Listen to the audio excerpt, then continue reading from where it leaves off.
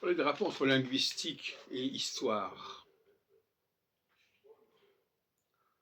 Il me semble que pour un historien, l'étude de l'histoire des langues est essentielle, épistémologiquement. Car les langues se prêtent à l'archéologie du savoir.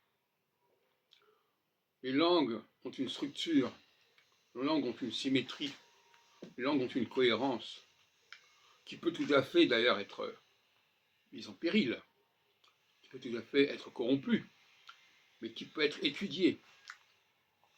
Et c'est pourquoi je suis passé quelque part de l'histoire à la linguistique, parce que la linguistique permet une reconstitution diachronique, permet de dépasser le stade des documents d'attestation. Les langues ont leur propre histoire, elles sont une archéologie elles-mêmes, elles sont un monument en elles-mêmes qu'on peut explorer, qu'on peut interroger, qu'on peut critiquer. Et par conséquent, pour l'historien, pour celui qui a une vocation historique, la langue est un paradis, est un lieu d'excellence, un lieu privilégié de recherche. Certains diront que nos conclusions peuvent être spéculatives, mais jusqu'à quel point? D'ailleurs, toute science est spéculative par définition.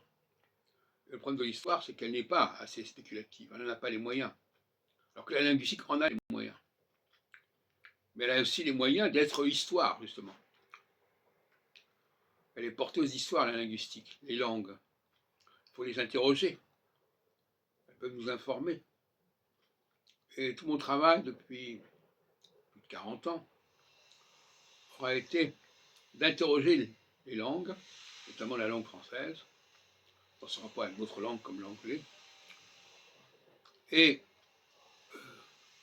de parvenir à une préhistoire de la langue, qui est en réalité un retour à une langue première, à un état premier de la langue. À un moment donné, la linguistique permet d'explorer le passé par-delà la question événementielle dont l'histoire dépend. Les langues sont elles-mêmes performatives, elles sont elles-mêmes porteuses de leur propre histoire.